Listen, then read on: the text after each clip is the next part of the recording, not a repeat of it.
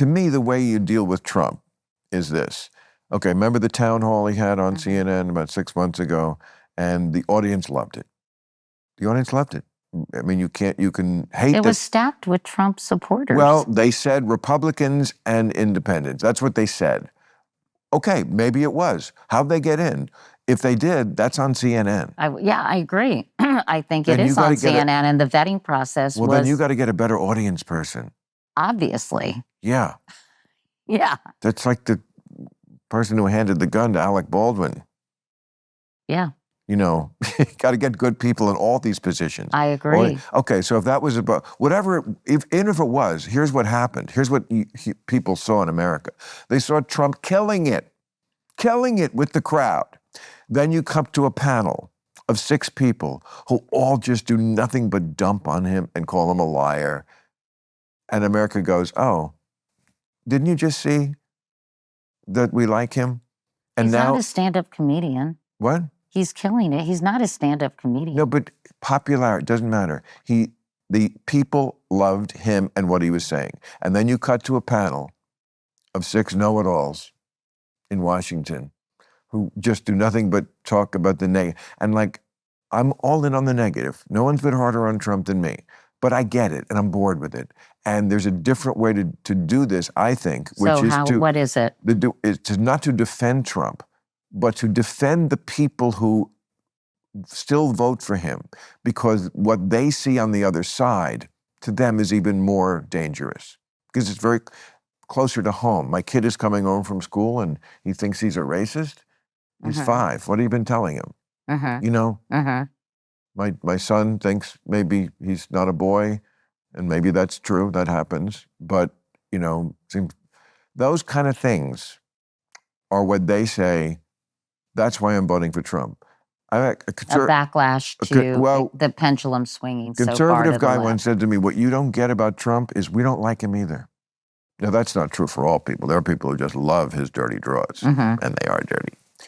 But lots of people, it's like that. We don't like him, but he's all that stands between us and madness.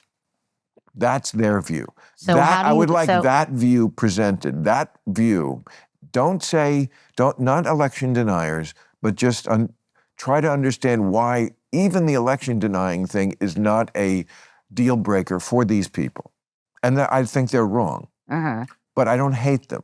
So you're saying they're not stupid. You're saying it's cultural issues that should be interrogated. Lots of crazy shit in society that's going on that makes no sense. I talk about it in the opening of the book. I know. You talk about it on the show all the time. Yes, the one about I did the whole thing about Mr. Beast, and you know, Mr. Beast thinks a disability is something that needs to be cured. Yes, it is something that needs to be cured. Things like that. You know, the homeless, keeping them on the street, and you know, fighting for their right to be instead of just making sure that they have a place to. It's crazy. This crazy shit every day in the news, and it's always that kind of stuff from the left, and the stuff from the right, of course, is even more dangerous. But we're just talking about talking to people, half the country, that I don't want to hate, and I don't hate. I don't want to hate. In fact, I want to talk to. And I want to get in my audience. And when I do stand up now, I do have a much more mixed audience. I don't know if they're full-on Trumpers, but some of them. And there should be. It's half the country. They're not going to self-deport, right?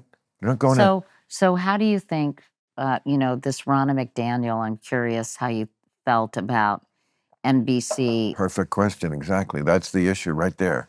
Election denier. Not only election denier, a little bit of a meddler. Right? Also, wasn't she? I think she also said that January 6th was sort of a festival. Fair dialogue. I can't remember. I should get the right. A Renaissance fair that got out of hand. she kind of you know, soft pedaled that whole thing. Right. And apparently was very, very difficult to reporters who were just trying to get information. I don't know enough about her, but I know that she did say the election was rigged. And so NBC is in this position. So how do you find someone who represents Trump voters who feel his policy, to your point, his policies may be better than the others in some cultural senses if that's how they feel. How do you find someone who I mean, represents? with him, it's not even policy, because you can't even talk about policy with Trump because he never really has one. He just says whatever is at the top of his head. Yeah. I think the biggest mistake people make about Trump is anyone ever thinking he planned anything. It's all just whatever at the very moment comes to him that will make people nod their head in agreement. If he pulls statistics and events out of his ass completely. It's just, he doesn't care. They fact check it. He doesn't care. He'll just say whatever it is. The murder rate is about 40% higher than it was. It's not. Yeah. It's 2%. You know, it just doesn't matter. And he doesn't care. He said that thing to Billy Bush that time when Billy Bush confronted him. And he said, you know, Donald, you keep saying The Apprentice is number one. It's not even close. You just say it, Billy. You just say it. People believe it. That's who we're up against.